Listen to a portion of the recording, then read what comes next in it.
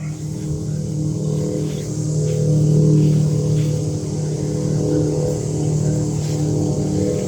What is up, everyone? Welcome back to our lawn, and today, as I'm sure you can tell from the video title and the little footage at the beginning, we're talking about my new robot down here, Mo Willems. And so I am now a week into my ownership of a Sunseeker Orion X7, and I have the 3/4 acre model, which comes with the 5 amp hour battery. They also have a 1.5 acre model that comes with the 10 amp hour battery. As far as I know, it's the same machine, just a bigger battery you get with it, and the software allows you to map more square feet. Now, I'm not a big unboxing guy, and there are like 30 videos of people unboxing this robot mower. So what I want to do is show you what I'm experiencing through the first week.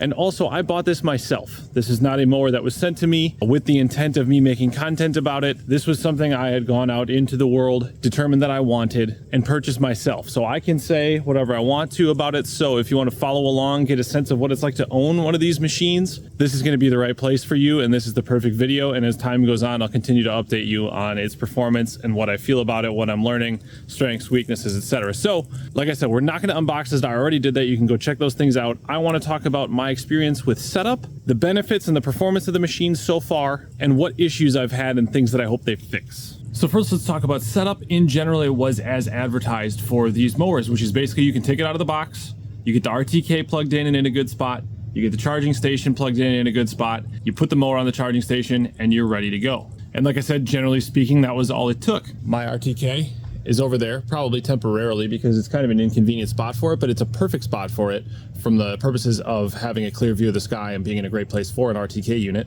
And the charging station is over there next to my shed, which actually is kind of under a tree. It's under the shed. So I'm pleased with the fact that it has no GPS issues. It says it has a strong signal from right there where it's sitting. The only issues I ran into with setup are just that the instructions weren't super clear, and also I was kind of skimming the instructions. It's a little bit of my fault, a little bit of the instructions issues, and the biggest thing was just getting it connected to Wi-Fi. So if you get one of these and you miss it as well, you can follow along with the instructions. It's fairly straightforward, with the exception of you have to be on the same Wi-Fi network as you're trying to get the mower to connect. Most people that wouldn't be an issue, but I have a Wi-Fi extender that's out of my garage. It serves the golf sim that's in there. And so I was connected to my home's Wi-Fi.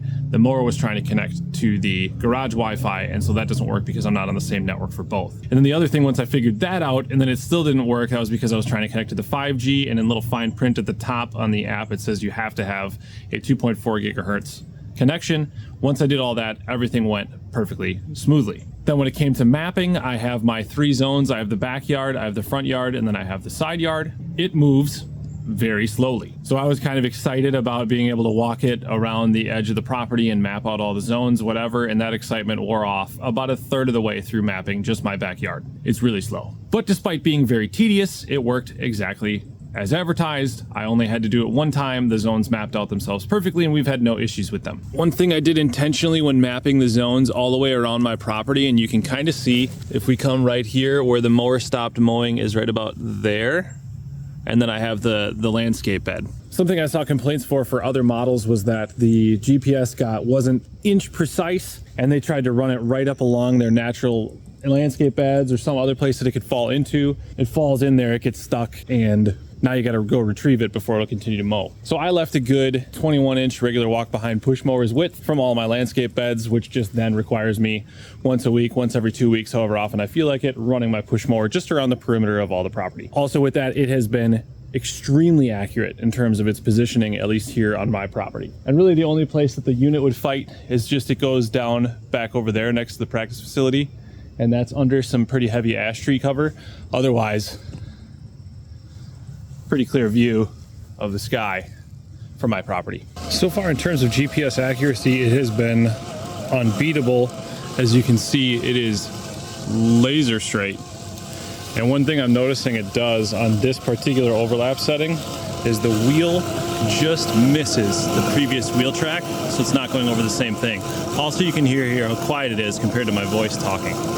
Next, let's talk about the cut quality. I am at 2.2 inches right now, and it is really good. If we look in here, again, these units don't have any suction, so they're not able to pull the grass blades up and cut them, but we can fish around in here, and in this little area and frame, I got 1, 2, 3, 4, a handful of blades that aren't getting cut. but I have had no cut quality issues, and it is really, really clean all throughout the property. And that is all assisted and aided by the fact that I have the schedule set where it mows some part of my yard every single day, which means that it's getting to my front and backyard every other day. So it's really only ever being asked to cut off quarter, maybe a ½ inch of grass at absolute most. And I'm really looking forward to that. The other thing when we talk about cut quality is, if you would have watched my channel previously, I was cutting with a 48-inch Gravely, and that really limited my height of cut that I was able to mow at to about 2.5 inches at minimum, because if I went any lower than that, we were going to get scalping. But I'm at 2.2 now, and I can go really down to as low as it will go. So if we talk about the cut options, we can set each of these zones at individual mow heights. We can do anywhere from 0.8 of an inch up to 4 inches. However, I do believe there's a ceiling to that. And I talked about that in some footage I filmed earlier, so we can go to that. So out here in the front with a little bit of an experiment, I've been letting this part of my yard go simply because I don't wish to mow it. It takes a little gander at the object there, makes its way around it. So I'm trying, since it was long anyway, it's probably 7, 8, 9 inches long at the moment. I was gonna see, well, let's start at 4 inches just to be able to speak to the cut quality at 4 inches. Not good is the answer to the cut quality at 4 inches, which is to be expected. Now we can come over here. I'm not sure it's cutting anything at all. I think it's just laying it over. So I might need to mow this one time to bring it down, and then we can maintain it with the robot from there. So I really think, based on what I'm seeing, your max mow height is probably gonna be 2.5 inches, maybe 3 inches if you have a really thick lawn. Anything more than that, if it's thin and it can lay the grass over, it's not gonna cut that at all. Really good job getting tight up to this pole. A couple additional things on the mowing. So I've found, from a battery perspective, it'll go typically about 60 minutes. Then it'll go back to the charger for about 45 minutes to charge, and it's back out 60 minutes. And so usually 2 hours and 45 minutes to 3 hours, it will mow my 6,500 or so square foot sections of yard.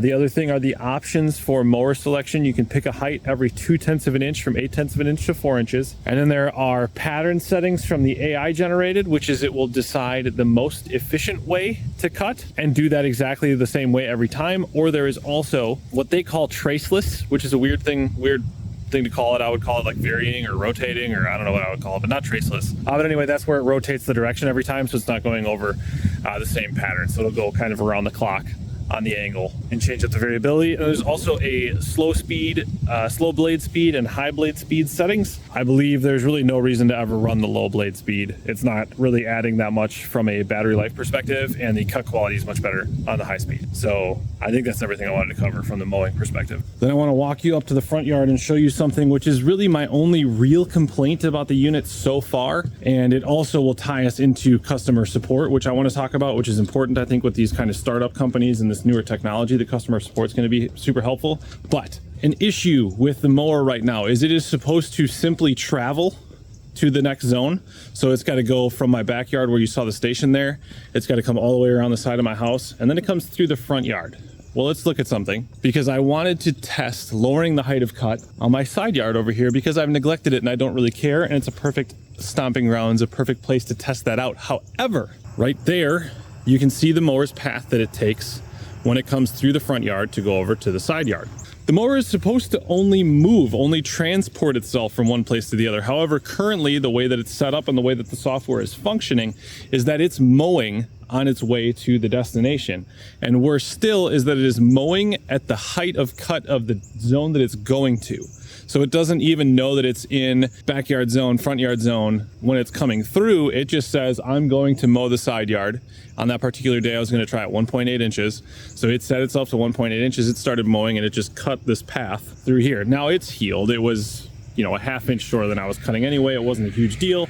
It's fine. It's recovered. It's not an issue. However, it simply means that right now, the way this machine is set up, you pretty much have to have all your zones mowing at the same height of cut. And I do not love that, because realistically, one of the main draws of these types of machines was the ability to cut at multiple heights throughout multiple zones. And that brings me to the last thing that I want to talk about, which is the customer support. Now, obviously, all of these machines I am purchasing with a full expectation that at some point it is going to fail, it is going to run into technical difficulties, it's going to not function properly. These are new companies, these are new products, and you just have to expect, if you're going to be an early adopter of something, that it's going to break. With that being said, the customer support side of this was super important to me, and Early on, I was looking at the ManMotion Luba. Again, a ton of creators that I follow and some people that I even talk to and respect their opinion of it said generally it's functioned very well for them. However, I joined a Facebook group, and again, I know the dangers of being in a Facebook group that is posted by almost exclusively morons. However, it was consistent enough that the feedback was, I am having this issue and I can't get a hold of anybody at customer support. That's a problem. That's an issue when we're talking about spending, in this case, $2,400, and most of the Luba models are going to be in that price range as well. It's a lot of money to buy something, have a break, and not be able to contact anybody. So I, unfortunately, or fortunately in this case, because it gave me an opportunity before I had fully invested in the product, when I purchased the mower, for whatever reason, it didn't go to their shipping department to send me the unit. So a couple days had gone by and I said, hey, this is a perfect opportunity. I can reach out to customer support, see how quick they are to respond. So I sent an email. Everything on the site says it ships next day. I'm on the third day, hasn't shipped yet. What's going on? And then I was going to see if nobody responded, then I was just going to cancel my order. Somebody responded 21 minutes later. They said, hey, sorry, we identified an issue in our system. It will ship out tomorrow. It did ship out tomorrow. I got it 3 days later. I also reached out with that mowing height issue to say it's cutting on the way to the zone and it's cutting at the height of the zone that it's going to.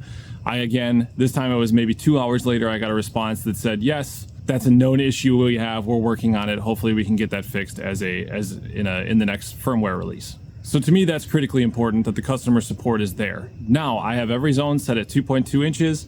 Like I said, it's mowing every single day. It goes backyard, front yard, front yard and side yard, backyard, front yard, side yard. Rinse, repeat every week. And it's done that now. I have owned this for 10-ish days or so, 11 days. Not a single hiccup, not a single issue with GPS signal, Wi-Fi signal. The cut quality has been amazing, and for me, it is accomplishing exactly what I wanted. Now, as you can see behind me, I always set up here with that the background is a subtle flex to all of you that I'm better than you. But for this particular purchase, that continues to expand and require more and more of my time, and it was starting to become less and less fun, and I was starting to enjoy mowing the general parts of my yard less and less because, again, I need that time. Even though it's only 35-45 minutes that it takes me to cut the rest of my property, I need that time back there with how busy all my kids' schedules are, what I'm busy doing. And so now I don't have to worry about my lard at yard. What did he say? My lard at yard. My lard at yard. My yard at large. Ugh.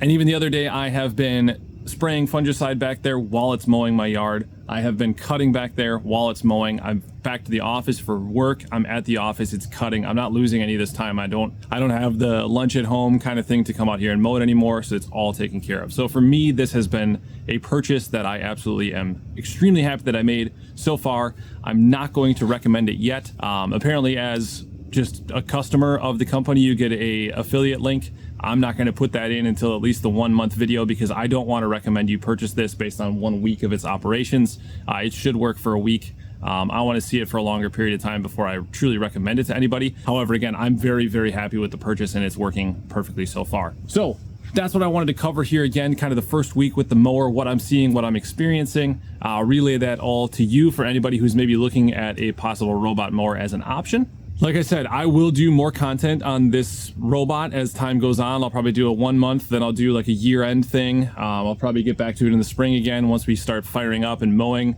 see how it all weathered the winter. And we'll continue to let you know the strengths and weaknesses of the product, what sort of things I'm experiencing, and relay that all to you. So let me know any questions you have specifically. I'll address those in the comments now. Otherwise, I will also include any of that if there's any kind of common themes in the comments in the next video I make here. So again, please subscribe to the channel if you want to follow along to how this is working, or you want to follow along to how we maintain a putting green in the backyard. As always, like the video if it was helpful. If you enjoyed it, thank you so much for watching. We'll see you next time.